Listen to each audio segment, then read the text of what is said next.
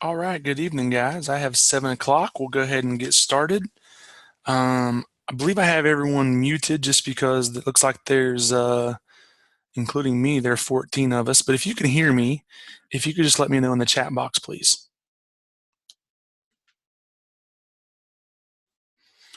All right, great. Now, next, can you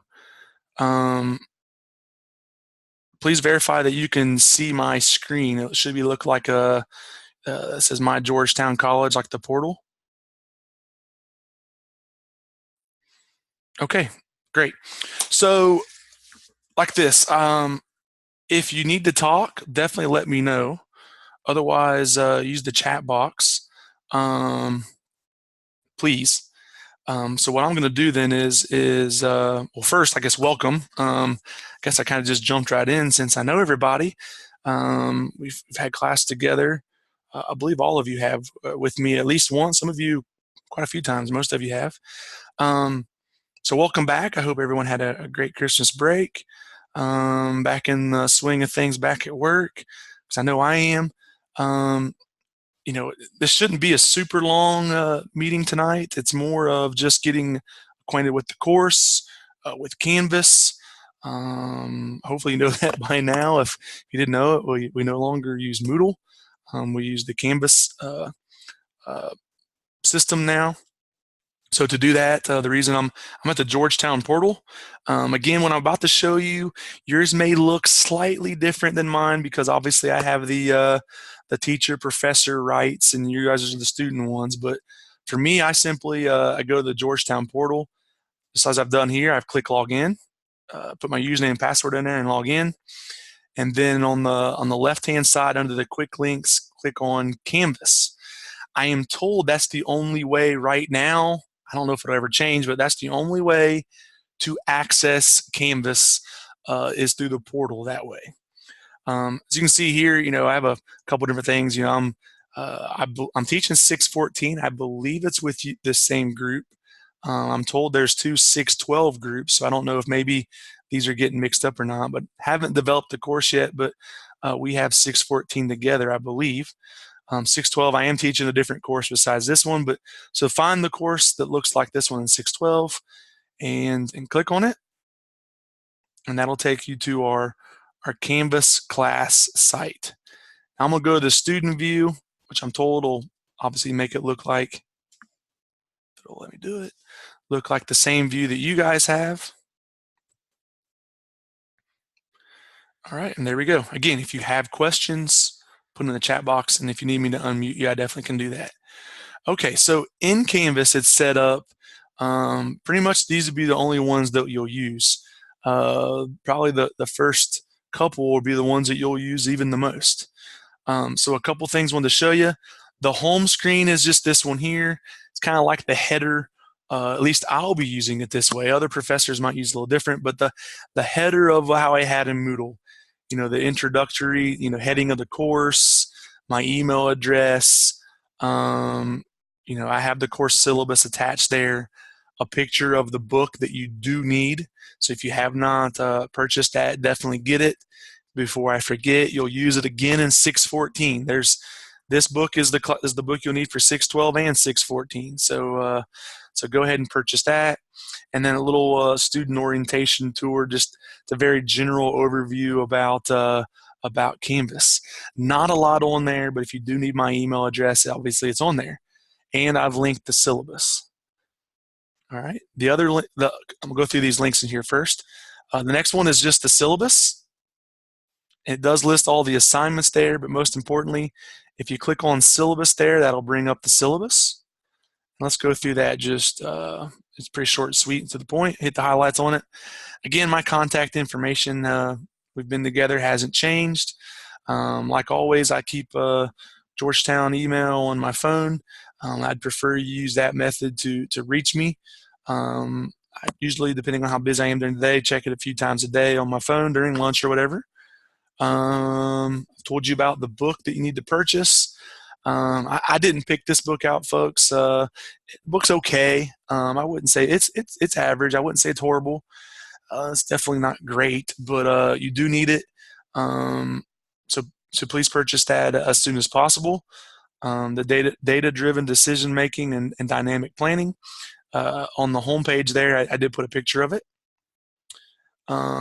It does mention live text in here. I don't believe we'll be using live text or we'll need it at all for this specific course. Like all syllabus, there's some of the information, like all the different standards and stuff that's not super relevant to you as the student. There's our tentative calendar that I'll follow. I'm going to go back to Canvas then and show you kind of the week by week and how we're going to do that. That's a little bit different that we're going to do in Canvas. That's been a little bit different than we've done in Moodle in the past. In this class, you will have an anchor assessment. And here's the rubric that I'll use for that anchor assessment that you can look at when you'd like. But the biggest thing I want to come down to is the grading scale. Remember, 93 to 100 is an A, 85 to 92 is a B, 75 to 84 is a C, and then below, there's no D's in here, so below a 75 is an F. Only 150 points in this class. The discussion board, I believe that discussion board is the one that's kind of the introductory module that I'll talk about here in just a couple minutes. You'll have 3 quizzes, 10 points each. Assignments that are worth 60 points, and then your final project, the capstone proposal / literature review, is worth 50 for 150 points. This is a 7.5-week course, 150 points total. Again, that's the highlight, so to speak, on the syllabus. For me, the biggest things will be going under modules. That's where I think modules and assignments, for me, if I was a student, I'd probably spend the majority of my time under modules. So you'll notice here for the first day of class, and I have this set up so that the week that we're in does not come open until that week starts. So since our class started on a Monday, I have it that they technically Sunday night at 11:59, the next week will pop up. I know that's different than Moodle, but I've learned real quick that, Georgetown monitors not just if you're in the actual system, but they've made it a mandatory requirement that they want students to take some sort of physical action in Canvas each week. So I'll do that by each week you will have something due, and you won't even be able to access that week. You might be able to see some things, but you won't be able to. It looks like on your end here, you can see under week 2 that I can see there's some directions and a quiz and an assignment and a worksheet. You can see those, but you can't access them until, you know, very, very end of the day on January the 13th. So that's why we're doing it. Technically, I don't personally prefer it that way, but what happens is, I know one of you last semester, you might not even realize that they wanted to drop you from the course. Well, I made the case that, well, the student is actually, um, they're ahead of the game. They worked ahead. That's why they've not been in Moodle for the last 14 days or whatever, 10 days. So they don't want it that way. They want each student taking some sort of action each week. So, all right, so that's why that all the other ones are grayed out. They will, on that Sunday night, the week before, they will appear. All right, so first day of class, obviously today, you know me, but there's a little bit of information about me there. Introduce yourself. This is for verification attendance of attendance. I can't speak. Attendance verification purposes. Everyone must complete this. I am told that they will administratively drop you from the course if you do not do some sort of introductory module. So for my class here, this questions 1, 2, 3, and 4 is your introduction that you need to complete. I'll grade it, and then you'll get the points. But also, probably most importantly, you will get. Georgetown will see that you have taken action in the course, and they will leave you in the course. So, do you feel we will have enough time to complete weekly assignments if the assignment doesn't open till Sunday night? Yeah, so it'll open Sunday night, and you'll have to the following Sunday to do it. Yes. What I have tried to do is, tell if you're going to need something or you need to set up a meeting. I tried to tell you the week before to go ahead and schedule that. Is what I've tried to do. If that becomes an issue, then we may, to a certain degree, we're going to be learning this system together. It does seem to be pretty user friendly, but if I'm you, I get in the habit of Monday morning, or at least Monday, always checking. That way you have all week. That way if you need to make preparations for something toward the end of the week, you can do that. But I think that should be achievable in this class, yes. But back to the introduce yourself module, everyone must complete this. I know when I checked a little bit ago, there were still a handful of you that had not done the introduce yourself module. So again, when we get done tonight, complete that. Go back to modules. All right, so week 1 will look like all the other weeks. There'll be some directions, and then there'll be some sort of attachment or things like that. So for this week, and this week obviously is an easy week, first week of the class. So tasks to complete: attend the Zoom meeting, which you're at right now. Become familiar with the course format. So basically what I'm getting at is play around in Canvas a little bit, familiarize yourself with the course and where things are at. Review the syllabus, which we've done as well, but take a look at that and make sure that you're fully aware of all the expectations for the course. Purchase the required textbook that I've already talked about. Review the capstone template. That's under modules under the week 1 as well, which I'm going to go over here in just a moment. Review the 2 examples as well of the capstone projects. This was that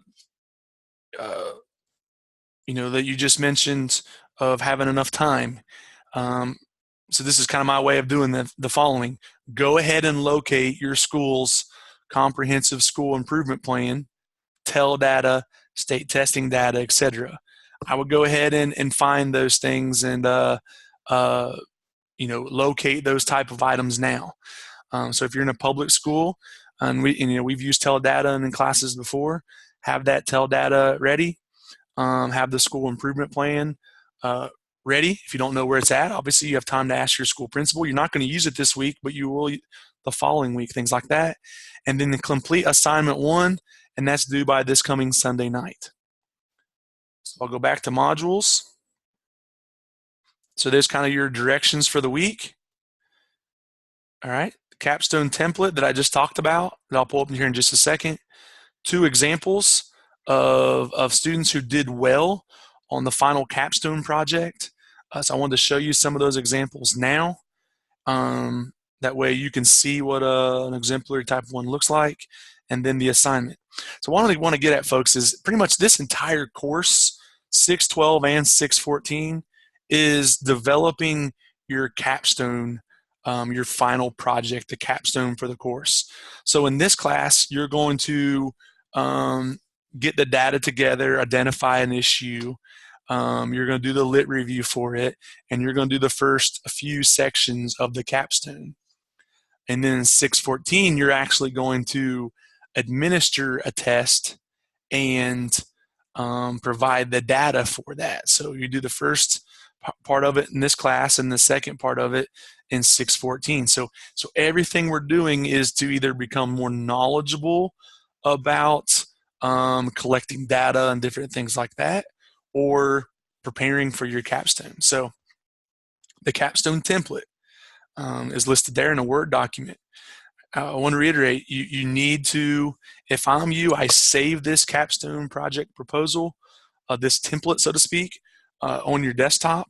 And as you write your capstone, just fill things in here. So, project title, who your on-site supervisor is, and you leave these section headers listed there. List your committee members, your project site, so the school where you're at, what the problem is. And once again, we'll get to how you're going to identify this problem here soon.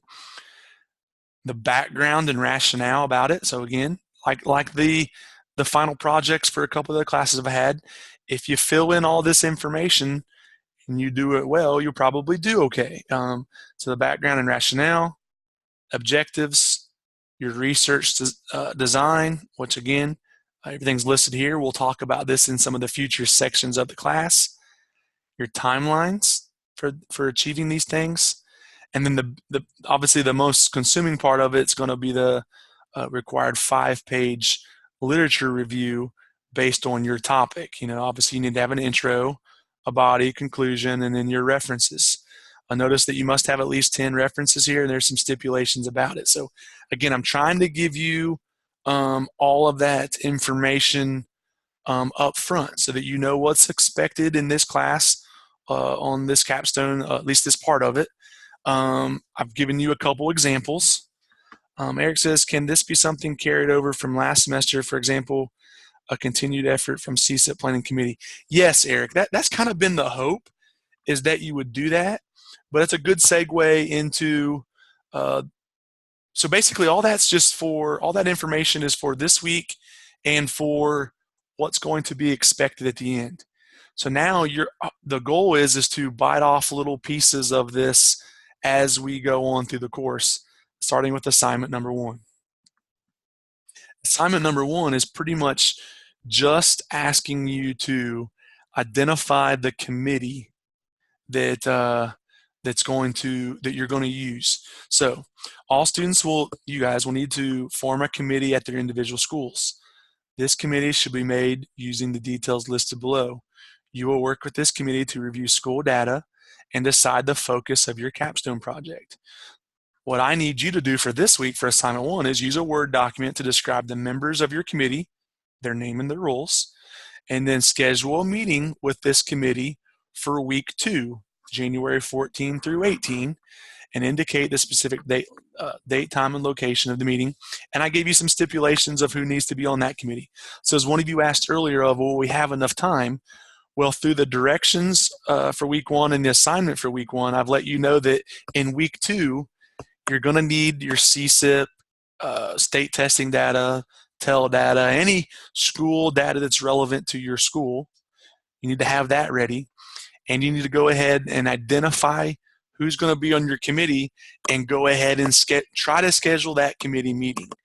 Now, if you've done that and it just does not work for next week and it just has to be the beginning of the following week, I will work with you the very best that I can. But just know that I would really prefer you try to do that for next week. So to answer your question, Eric, yes, if your committee is okay with that, I am as well.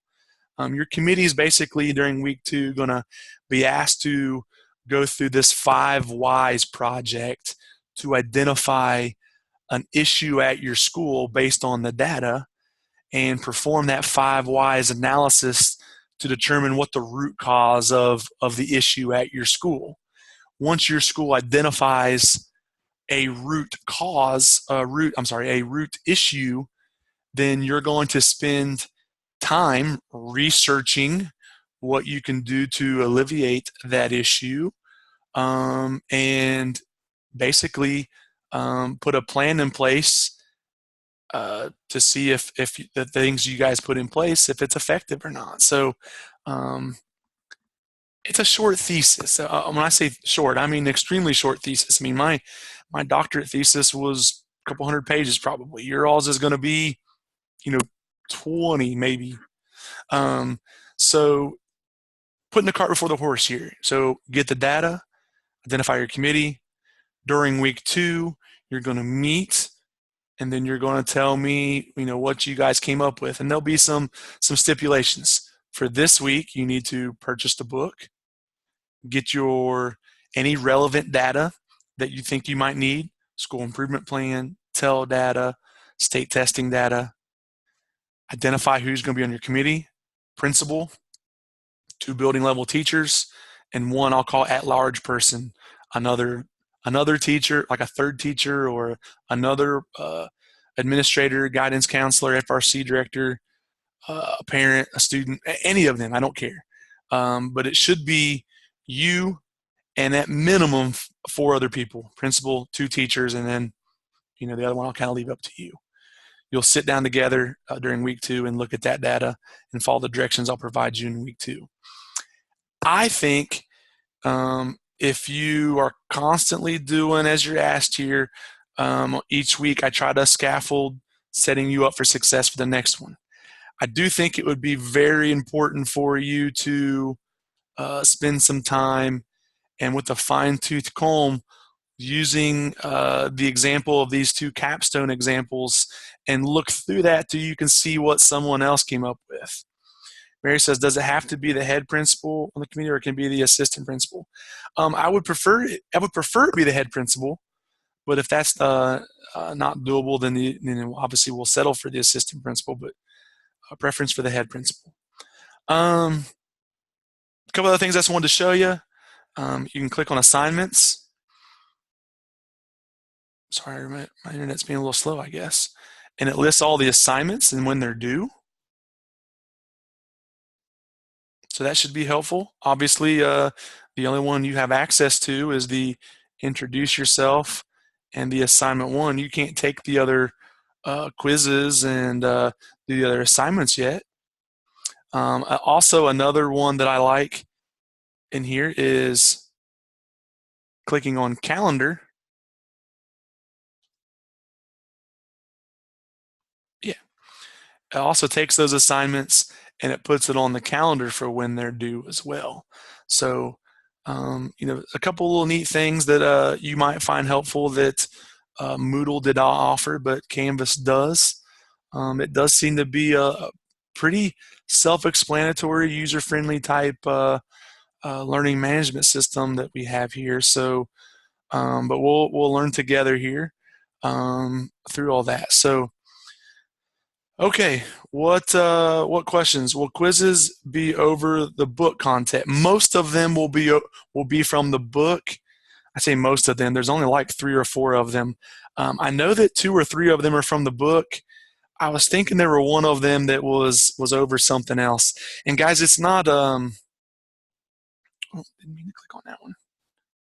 It's not. I wouldn't say these are super duper difficult quizzes. It's a couple topics from. No, it's because I'm sorry. I'm not doing 2 things at once well here. Reset student, leave student view. Yeah, I have student view, and I was trying to do something for a teacher, and it wouldn't let me. So the quizzes are open ended. Based on the topic or topics in that chapter of the book. I'll ask you to elaborate on some things or things like that. So it's not like a multiple choice time thing. It's not timed at all. It's one of those that just make sure when it's an open-ended question. Make sure that you answer the question fully, clearly, good grammar, articulate it well, and if you give it some thought and did the reading, it should be easy points for you. So I don't think you'll find that those will be super difficult. I have a study I have been doing for exactly 1 year, and it still fits, and I'm gaining data on, so I can continue building on this as my capstone for these last 2 classes. So with Dustin and everyone, some of these studies that you've done, the hope has always been in, and I apologize if I get the classes wrong, in 606 and 608, you've done some different things, at least with me, that you might, if you want, still use. Don't have to, but you can. So to answer your question, Dustin, yes, you could, sir. But again, your committee needs to sit down. It's when they developed this course, they found they really wanted to preface that this isn't you acting on your own. This is you working with the committee. Someday, if you're in Kentucky public school, kind of like a site-based council, you're going to be kind of leading a committee like a site-based council through this, educating them on this process that you're going through, the capstone, help facilitate going through some data, facilitate identifying a problem, and so on and so forth. So is it just like a site-based council? No, of course not, but there is some similarities I think you're getting at, because you'll have to present, if I remember correctly, in 614, you, don't quote me on this, it's a little fuzzy, it's been a year since I taught the course, 614, but I was thinking that when you're done, you present, you develop a big presentation, you present this presentation, and you do all that type of stuff with this same committee. So yes, I'm trying to think of what else. I don't want to click on grades because that'll show everybody. But if you click on grades, then obviously it'll show your grades as well. Exactly. This has been something I implemented at my school. Has run with it for RTI purposes. So I have over a year's worth of data. So I'm still collecting. Good. That's been the goal. Hopefully, others of you are feeling the same way. On doing that, and if you're not, there's no reason to be overly discouraged. You should still be in good shape. So folks, that's it. So again, this week under Module 1, well, most importantly, tonight, if you have not done that introductory module, you're going to do it as soon as we get off of class here in a couple minutes. You're going to familiarize yourself with the capstone template and start using that. I'd look over the examples so you have a pretty clear idea of what I'm looking for.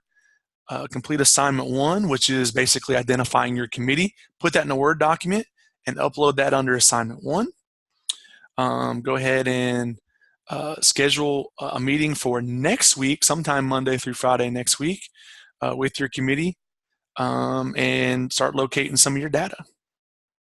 Next week, next Sunday, you've submitted assignment 1. Assignment 2 will show up, and look, you'll see that you're going to have a quiz over the book, over chapters 1 and 2 from your book, and then assignment 2 deals with you and your committee going through this 5 whys worksheet. Questions before we hop off here? I'm an open book. Ask me, I'll answer the best I can.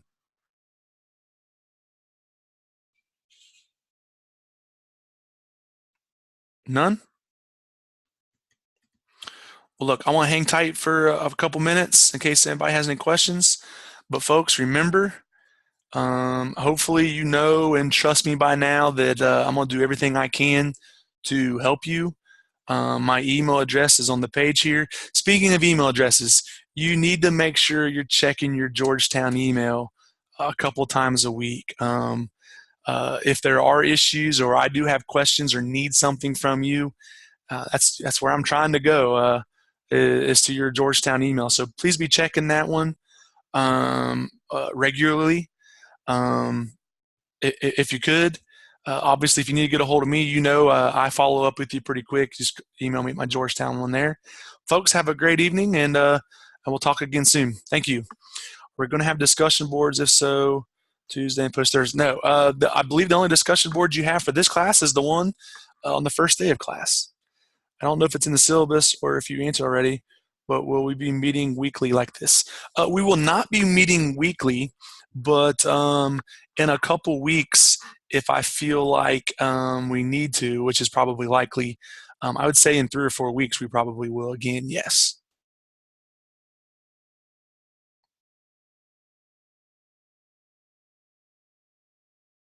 No problem. Yes, we're not meeting weekly, but always if you guys ever need to meet, um, shoot me an email and we can always do a phone call. I'll make it work around your schedule. Thanks, guys.